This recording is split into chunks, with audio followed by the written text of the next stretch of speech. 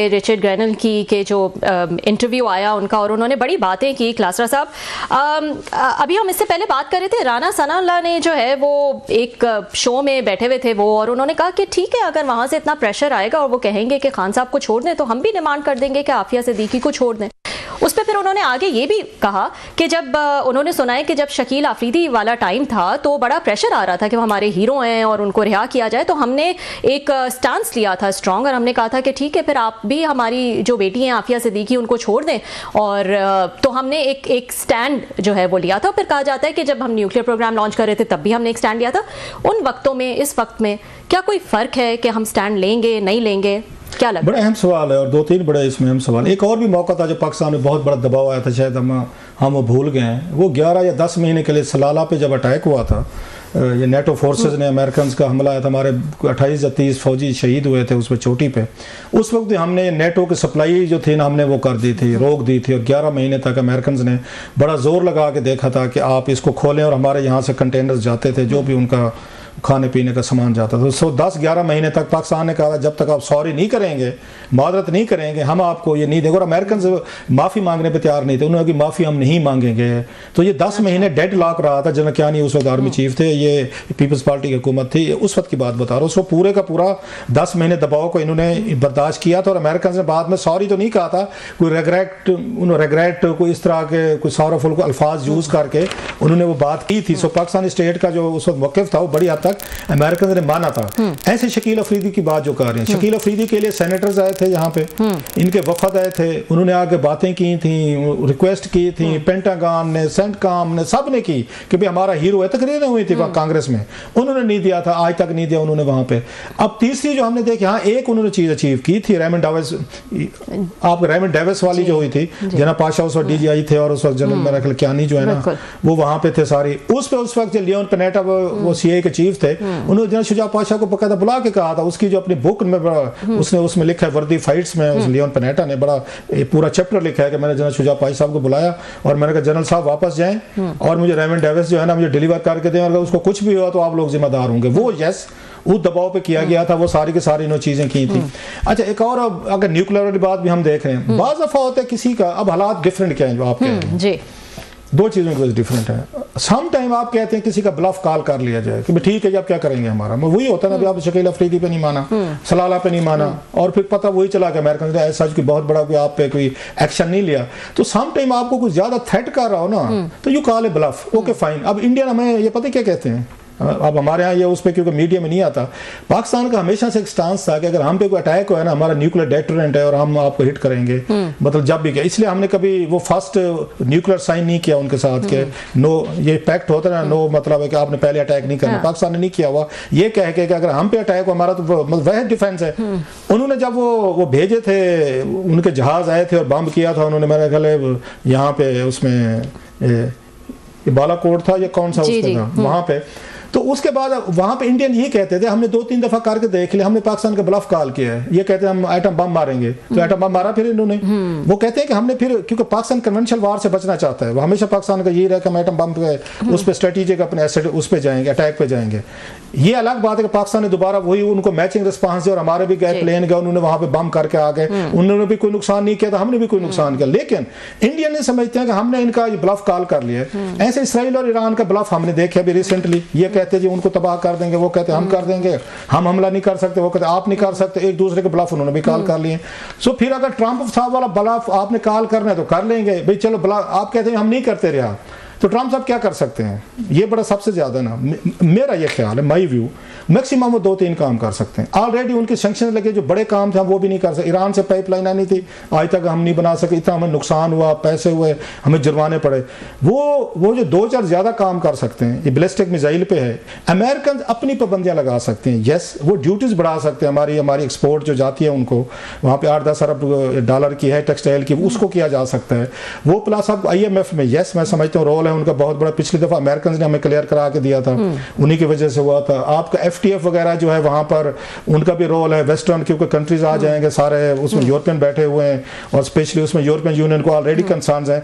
लेकिन अब पाकिस्तान के पास ऑप्शन क्या होंगे इन केस ये अगर ये सिनारियो होता है कि हम अगर ये स्टैंड उस पर लेते हैं, तो फिर चाइना आपके साथ, ये भी उनको फिक्र है वैसे अमेरिकन को जहन में रखें कि वो पाकिस्तान को नहीं जाना देख सकते कि ये चाइनीज, ईरानियन और रशियन कैंप में चला जाए। मतलब ऑलरेडी ये आप अफोर्ड नहीं कर सकते। हमारी भी कोई यहाँ पे खित्ते में थोड़ी सी अहमियत है यहाँ पे कि नॉर्थ कोरिया आपको नहीं बनाया जा सकता, आपको ईरान नहीं बनाया जा सकता बिकॉज ऑफ आपको और मुस्लिम कंट्रीज, सऊदीज हैं, यूएई हैं, चाइनीज हैं और दीगर ममालिक के साथ आपके तल्लुकात है। लेकिन सवाल यह कि क्या आपको इस लेवल तक ये चीज़ों को जाने देना चाहिए?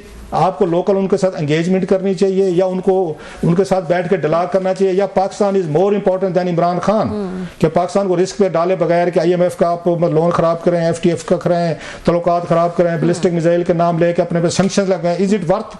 क्या ये वर्थ है कि आपको खान साहब को ठीक है केसेस हैं अदालत में, रिहा कर दें, हुकूमतें बनानी थी आपने बना लिए, 2 नंबर 10 नंबर का निकाल लगे खान साहब धरने वो निकालते रहे, आपका क्या जाता है? एक आपकी एक स्ट्रेटजी ये हो सकते। So there are certain options कि आपने उनके साथ बैठ कर रिहा करना है, मुल्क बचाना है, लोग बचाना है, ईगो में नहीं पड़ना, या ब्लफ कॉल करना है कि नहीं जनाब जो करना है कर लो, देखी जाएगी, या फिर आपने अपने दोस्तों के साथ चले जाना है, चाइनीज हैं, सऊदीज हैं या बाकी आपने बुला के उनको देखना है कि वो क्या सपोर्ट आपको कर सकते। So it's a bit complex, इतना आसान नहीं है बैठ के दावे कर देना। मैं कहूँ कि अमेरिकन क्या कर लेंगे, वो कर सकते हैं। और स्पेशली ट्रंप साहब की क्योंकि शख्सियत ऐसी है, उनके बारे में कहते हैं कैन बुली, उन्होंने चाइनीज को, ये प्रेसिडेंट को भी कर सकते हैं, वो प्यूटन को भी कर सकते हैं, और नॉर्थ कोरिया वाले को भी कर सकते हैं, वो ईरान को भी कर सकते हैं। उन्होंने अपनी शख्सियत ऐसी बना ली है कि मैं जो यार हर एक के साथ I can get A business अगर डन। ये शख्सियत की क्योंकि आपने बात की है तो रिचर्ड ग्रेनल ने कुछ मवाजना भी किया है ट्रंप का और खान साहब का। उन्होंने कहा कि वो आउटसाइडर हैं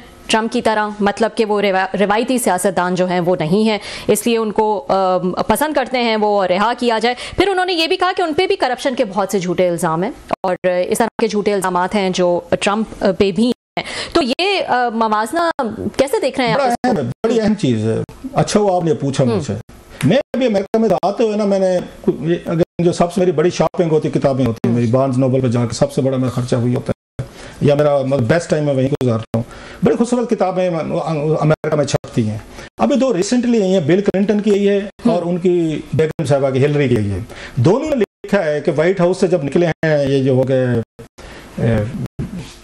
बिल क्लिंटन जो है, जब व्हाइट हाउस से निकले तो फिर इसके बाद 23 साल इनके कैसे गुजरे। उन्होंने पूरा उसका बुक का नाम सिटीजन, तो उन्होंने पूरा अपने 23 सालों का ना वो लिखा है कि मैं इसके बाद जिंदगी मैंने 23 साल कैसे गुजारी। तो हिलरी ने इसी तरीके से लिखी, वेरी मतलब वंडरफुल बुक है, मस्त है। तो मैं जहाज में आते हुए ना ये पढ़ता आया हूँ मैं, ये जो बिल क्लिंटन की आधी से ज्यादा मैंने पढ़ ली। उसमें बाकी चीजें छोड़ दें, अब अमेरिका का माइंडसेट देखें।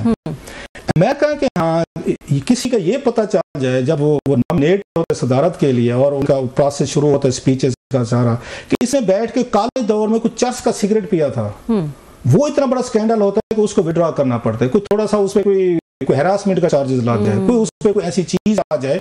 अमेरिकन अपने लिए कैसे लीडरशिप चाहते हैं, ये मुझे बिल क्लिंटन की किताब पढ़ते हुए मुझे एहसास हुआ है। उसमें वो लिखता है, अब अगर मतलब उस पे काउंसिल, उसने कहा मैं बैंक करप्ट हो गया था, मुझे कर्जे लेने पड़ गए, तो मैं अपने वकील हायर करने थे, जो मोनिका वाला उसका आया था, उसका स्कैंडल मोनिका लेविंस्की का आया, उसके बाद उस पर इल्जाम लगे इसने झूठ बोला है, चीजें की ट्रायल हुआ, इंपीचमेंट शुरू हो गई। उसने करने थे, वकील करने थे, वकीलों के लिए उसको लोन लेने पड़े, कर्जे लेने पड़े, और जब वो प्रेसिडेंसी से गया वो बैंक करप्ट था, उसके पास पैसे नहीं थे। बाद में तकरीरें की किताब में लिखी, वो एक और कहानी है। अब अंदाजा करें अमेरिकन प्रेसिडेंट बैंक करप्ट हो गया है इस बुनियाद पे कि अपने वकीलों के पैसे नहीं थे, वो ले रहा था, बाद में उधार लेके बाद में वापस भी किए सारे, कि तूने झूठ क्यों बोला है। अपने लिए लीडरशिप का क्या म्यार रख रहे हैं? बहुत हाई म्यार देखे कि झूठ बोला तुमने, यार तुमने हमारे साथ ये मतलब वो की है, 2 नंबरी की। हमारे लिए क्या म्यार है? हमारे नजदीक वो समझते हैं कि पाकिस्तान का कोई लीडर, मैं आपको 3-4 बताता हूँ, वो कहते हैं ये करप्शन नहीं होती, ये सियासी विक्टिमाइजेशन है। मसलन मैं ज्यादा लंबा नहीं जाता, नवाज शरीफ साहब जो थे, उनको जब अगेन यही बिल क्लिंटन साहब आए थे, वो जनाब मुशर्रफ से मिले, उन्होंने कहा जनाब इनको फांसी नहीं देनी, जैसे आपने भुट्टो साहब ने कंपनी को दे दी थी, उनका भी रोल था। वो सऊदी जब उनको लेकर गए, उनको फेयर इनफ, उनको कहा इनको छोड़ना है, आप छोड़ें, केसेस क्या है, इल्जामात क्या है, वो नहीं है। मियां साहब के 5 बड़े आजमों में जदादे हैं, ऑफशोर कंपनीज हैं, सब कुछ है, हमने वो चट्टा कट्टा हमने देख लिया। उनको वो नहीं समझते कि मियां साहब करप्ट पॉलिटिशियन है, वो बिल क्लिंटन भी नहीं समझता, वो उनके एडमिनिस्ट्रेशन भी नहीं समझती। बेनजीर भुट्टो साहब, आसिफ अली जरदारी साहब, बेनजीर भुट्टो साहब पे उस नेकलेस के आपको याद होगा जनीवा में केसेस भी चले, इन पे जरदारी साहब पे इन पे मनी लॉन्ड्रिंग $60 मिलियन का, उसके लिए कौन वो डील करवा रहे थे, कंडोलीजा रईस और मार्क रॉयल ग्रांट डील करवा रहे थे जनाब मुशर्रफ से, क्योंकि वो करप्शन नहीं समझते थे, वो कहते थे सियासी प्रिजनर है। सेम गोज फॉर इनके इमरान खान साहब के लिए, इन पे जो इल्जामात हैं, मतलब देखा जाए हम तो देख चुके हैं, अमेरिकन के नजदीक वो सियासी इल्जामात हैं। क्यों?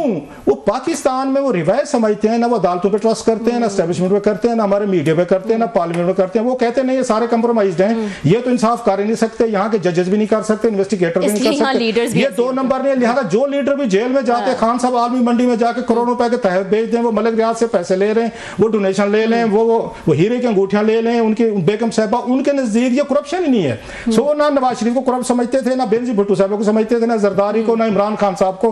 क्राइटेरिया क्या है? ये सारे पॉलिटिकल प्रिजनर हैं। लेकिन अगर बिल क्लिंटन ने एक झूठ बोल दिया है वहां पे, तो वो उसकी इंपीचमेंट पूरी दुनिया को लाइव दिखाइए। सो रिचर्ड साहब को ये कहना मेरे लिए हैरान कौन नहीं है कि अमेरिकन पाकिस्तान में हर लीडर को जो करप्शन करके पकड़ा जाता है, क्योंकि प्रोसेस है यहाँ पे, उसको यही समझते हैं कि जनाब कि नहीं ये सियासी इकदाम है। सो इमरान खान साहब भी सियासी प्रिजनर हैं, बेनजीर भुट्टो साहब भी थी, जरदारी भी था, नवाज शरीफ साहब भी थे। एक छोटा सा ब्रेक। लेकिन बिल क्लिंटन कहते हैं जनाब कि मैंने अगर एक झूठ बोला, एक छोटा सा मामूली सा, पाकिस्तान लोग हंसेंगे इस बात पे, इवन मुनीका वाले स्कैंडल पे लोग हंसेंगे, यार ये कोई बात थी, अगर प्रेसिडेंट साहब का कोई बातचीत चल रही थी, आप लोगों ने स्कैंडल बना दिया। तो जनाब ये म्यार जो है ना, ये रिचर्ड साहब ने, मुझे बड़ी खुशी हुई सुन के कि मैं शुक्र है जनाब कि उन्होंने इनको खान साहब को भी ट्रेंड कंटिन्यू रखा, वो ट्रेंड कंटिन्यू, उससे नवाज बीबी, उसका जरदारी साहब और इमरान खान साहब, ये करप्ट नहीं है जी, बिल्कुल ये सियासी प्रिजनर है। बिल क्लिंटन ये मुजरिम था जिसने झूठ बोल दिया था, छोटा सा मामूली सा हमारे नजदीक, तो उन्होंने पूरे का पूरा ट्रायल किया उस गरीब का।